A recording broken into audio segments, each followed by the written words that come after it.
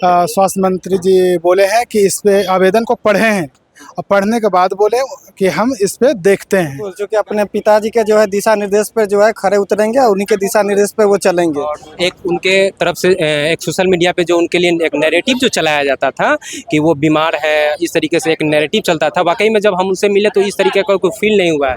और नमस्कार, आप हैं न्यूज़ फॉर नेशन पर। मैं आपके साथ अभिजीत सिंह।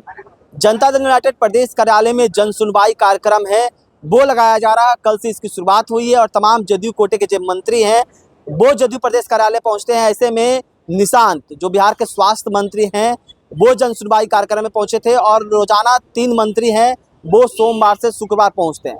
और ऐसे में आज निशांत पहुंचे थे स्वास्थ्य विभाग की समस्याओं को सुनने के लिए। ऐसे में देखिए काफ़ी संख्या में यहाँ लोग हैं, वो अपनी समस्या को लेकर आए थे। तो हम इनसे बात करेंगे कि क्या निशांत से मुलाकात हुई और अपनी समस्या रख पाए।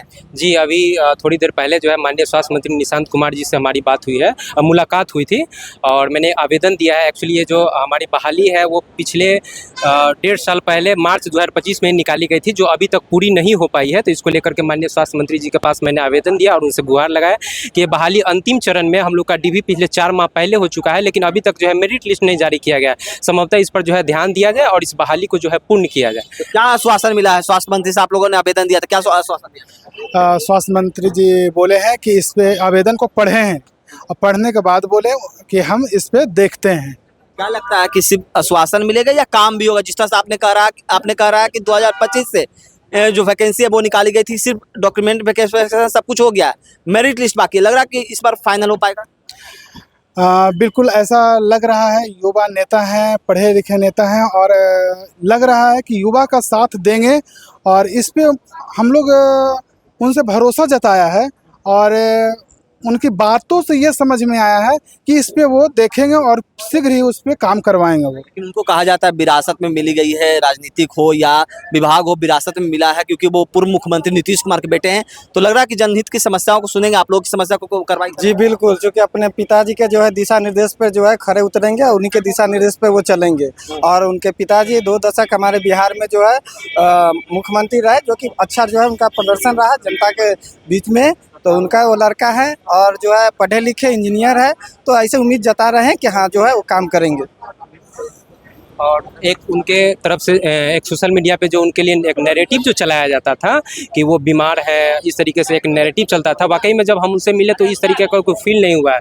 और एक मिलने के बाद जो हम लोग को एहसास हुआ, जो उनसे बातें हुई, उनसे लगा कि नहीं, बहुत अच्छे वो स्वास्थ्य मंत्री बने हैं। हाँ, बहुत अच्छे बने हैं, अच्छे से चला पाएंगे, विभाग अच्छे से चला पाएंगे। उनसे हम लोग उम्मीद करते हैं एक युवा स्वास्थ्य मंत्री बने हैं और आगे जो हम लोग की बहाली जो पेंडिंग पड़ी हुई है, आशा करते हैं कि वो इस बहाली को जल्द से जो है पूर्ण करेंगे। देखिए जो युवा थे समस्या लेकर आए थे, अभी समस्या लेकर पहुंचे थे। जी मैं पहुंचा था। कौन से विभाग का समस्या था? ये लॉ एंड ऑर्डर का था।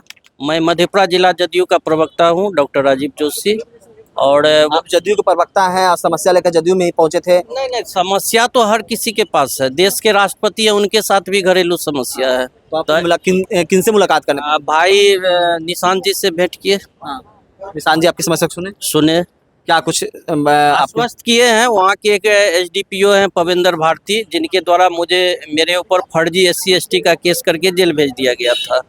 तो उसी में एक मुखिया है घेलार पंचायत का, वो राशि गबन किया था करोड़ों रुपये का। मैंने राइट टू इन्फॉर्मेशन के तहत तो उनका एक्सपोज किया और लोक शिकायत निवारण कानून के माध्यम से उनको पदच्युत करने का भी आदेश निर्गत करवाया। और इसी बदले की भावना से वो वहाँ के DSP से मिलकर मेरे ऊपर फर्जी SC/ST का केस करवा के जेल भिजवाया था। तो निशांत ने संज्ञान लेकर उन पर कार्रवाई करने की बात कही है? भाई निशांत जी बोले हैं कि ऐसे करप्ट ऑफिसर पर शीघ्र कार्रवाई होगी और निश्चित रूप से उस पर कार्रवाई होगी। तो आप सुन रहे थे जो जदयू प्रदेश कार्यालय में अपनी समस्याओं को लेकर पहुंचे थे कुछ युवा साथी थे, जो बिहार के स्वास्थ्य मंत्री निशांत कुमार से अपनी समस्याओं को बताया। उनको आश्वासन दिया गया है निशांत कुमार के द्वारा कि जो भी समस्या है उसे जल्द से जल्द पूरा किया जाएगा। इस तमाम न्यूज़ के साथ नमस्कार।